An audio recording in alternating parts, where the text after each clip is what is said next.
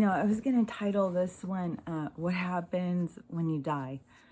And I was thinking, well, somebody could say, like, what makes you the expert? Why do you think you know what happens when you die?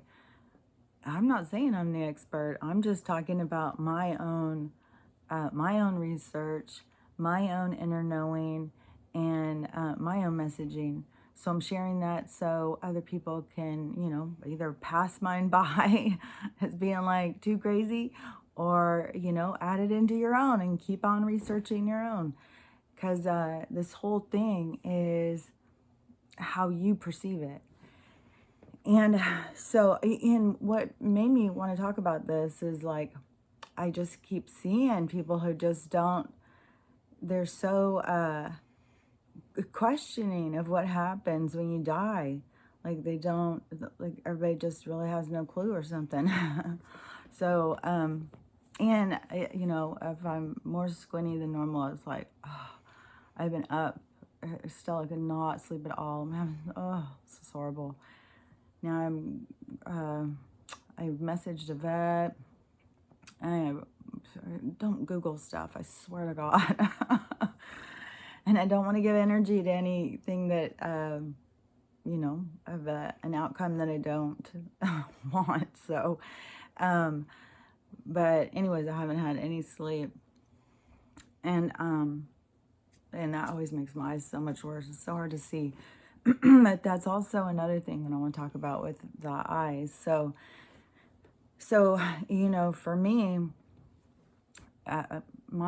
which this morning I heard, this is an old thing, I guess, but I heard where General Flynn had said about us, this is an experiment. And he said that the experiment of America or the experiment on this planet or something like that. But he definitely made reference to the experiment. So anyways, when I was little, I started hearing, outside people talking inside my head, because it wasn't my thoughts. I knew that there was other people talking because they would tell me things I didn't know.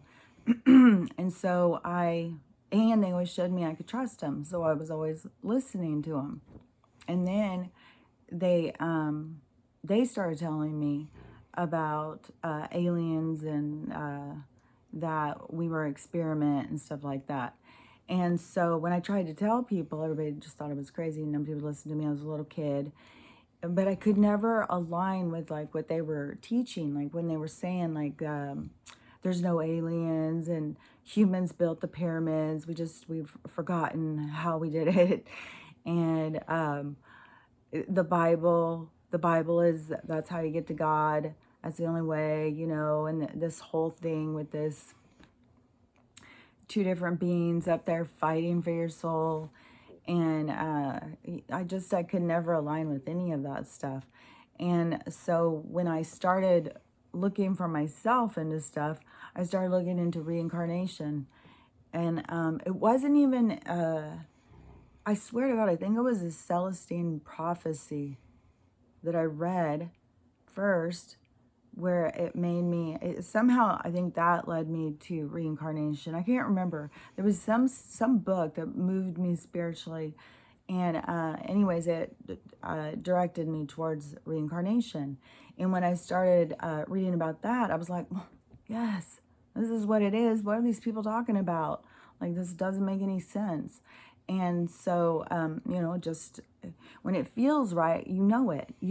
It's in your inner knowing. You don't need somebody else to confirm it. You know it. You can't have somebody else, tell you you're wrong, because it's in your inner knowing. You know it. So it doesn't matter what other people say. So, I was pretty much stood on my own for a long time out there. It was a lonely island for quite a while as somebody who, a person in America who would speak out and say that they believed in reincarnation.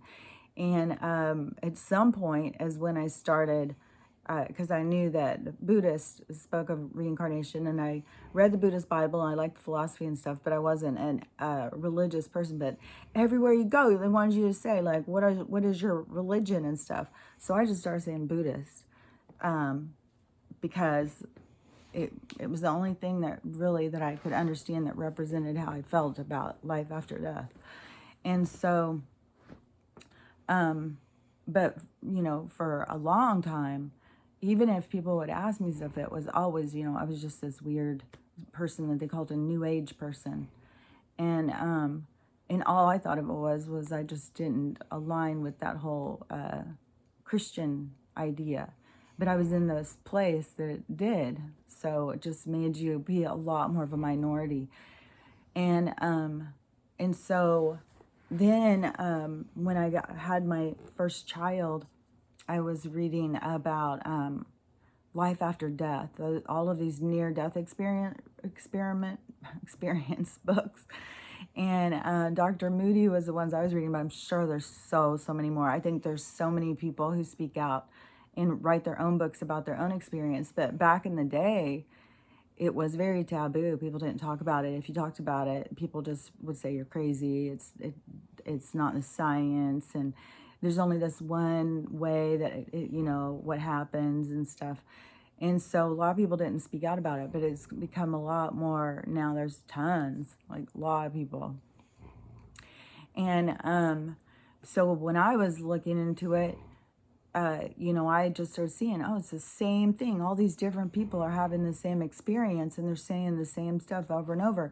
When you overlay that with reincarnation, it completes a vision.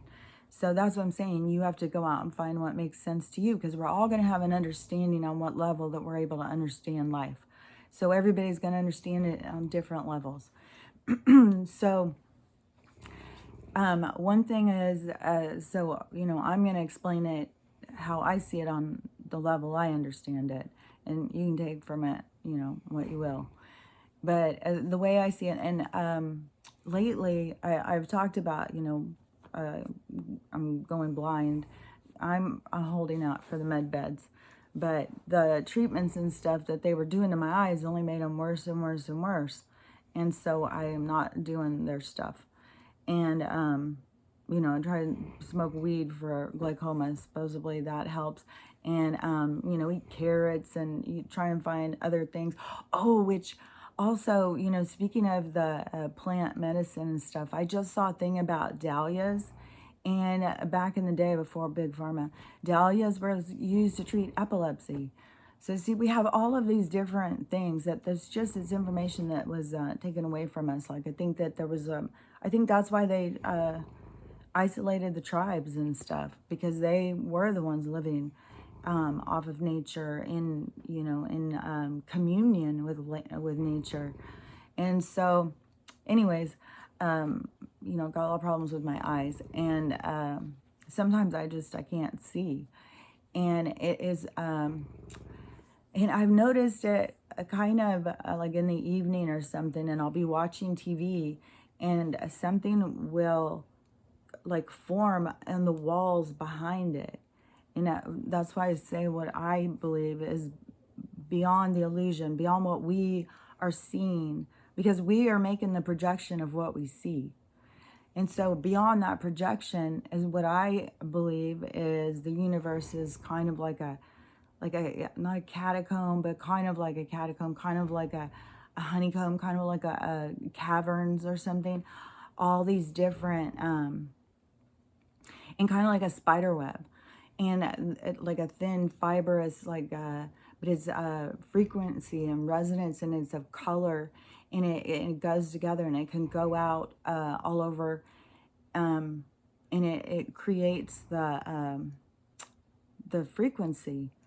And there's like different pockets kind of, and there's like, that's how they have portals and stuff, but there's different pockets of experience.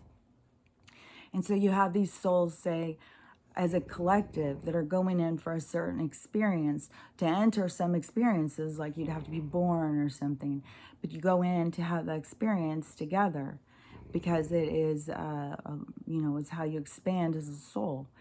And so there can be a whole bunch of us, like as a collective, that all have the same focus. We all see the same illusion. We go into that for these experiences. And But there's also experiences all over the place. That's why there is no time and space. It is just this movement. And so there's no, it just depends on where you're focused. Like everything is happening at once. Everything is always happening. You are living more lives than just one at a time. You're living multiple lives at a time, and multiple experiences at a time. And you have different, just the same thing as like inside your body. Your body is doing so many different things all at one time. If, I wouldn't be able to explain it that well anymore, but if you go in and you study about AMP and stuff, and seemed like microbiology, there was a lot of stuff. I can't remember all. I swear microbiology had some stuff about the chemicals inside your body and how they're triggered and what they do, and it's a masterpiece inside of here. And so when you have all of these things that can be happening at once in your body, and you have no awareness of it. And that is basically like what everything is. And it's where you're focused.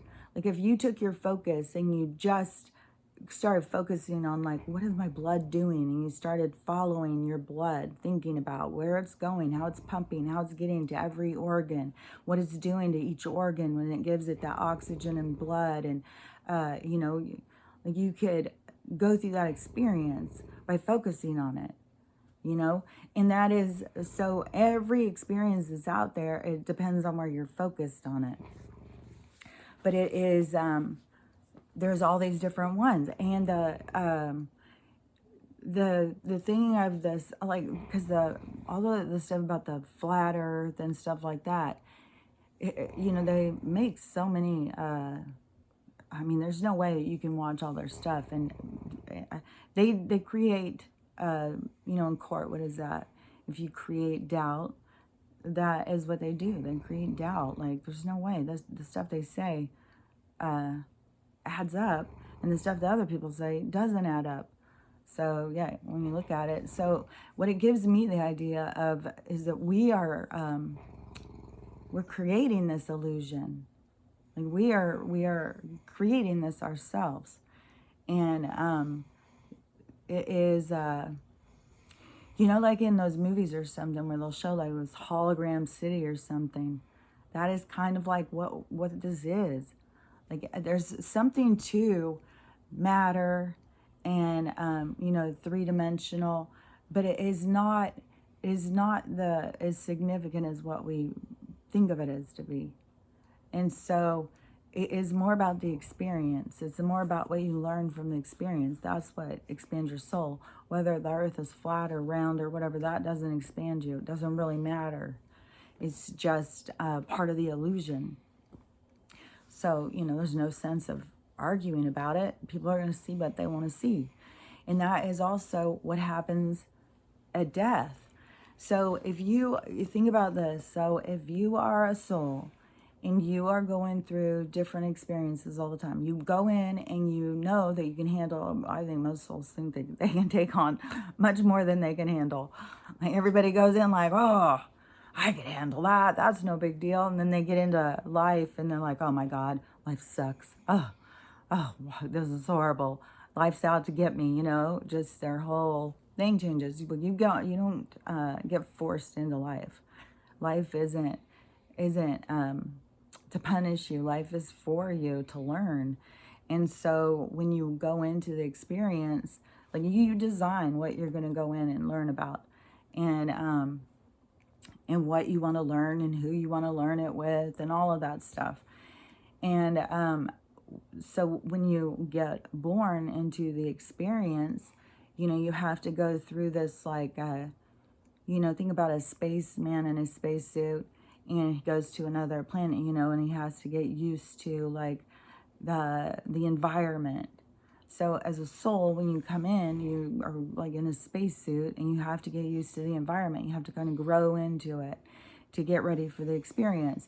And, you're dealt your hand of cards in the beginning, and your experience is like overcoming and growing and connecting and trusting, learning patience, like all these different things that a soul comes here to learn, to expand itself.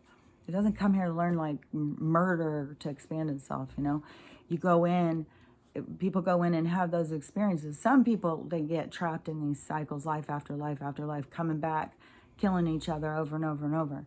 But when people go into those things, sometimes it is because you know, somebody did something to you and it's like a payback.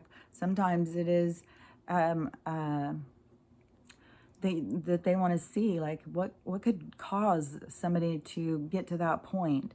And you know, what is that? Like, I need to have a better understanding. Most things that somebody judges, that they have to come back and experience it. That's why the further up you go in Christ consciousness, the less judgment, because you have an understanding of all experiences in all perspectives.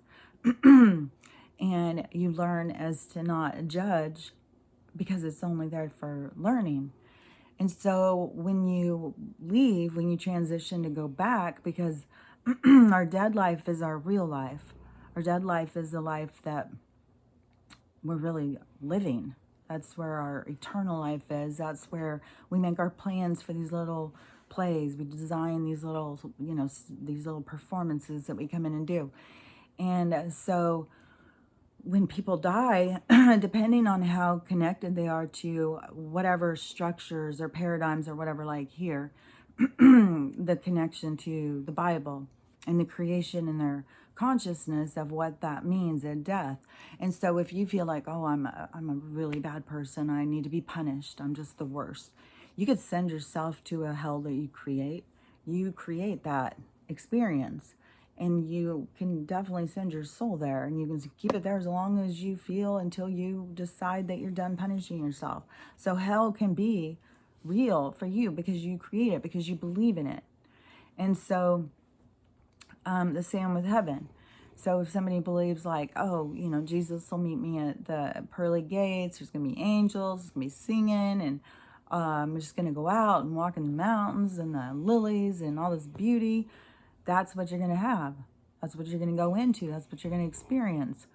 If you're somebody who is, you know, goes into lots of lives, and you have an awareness of life after death, life after life, then you would go into it with a knowing that you would transition, that you would still have a component to have to recalibrate yourself into that experience, but it wouldn't be as traumatic. You would be a lot more able to go into it without a perception, without perceiving it as what you need it to be, as letting it just be what it is, and understanding that you create whatever it is after that. So you could go into your dead life and you could say, well, you know, I just want to be in heaven. I just want heaven. I don't want to live like life after life. Sucks. It's hard.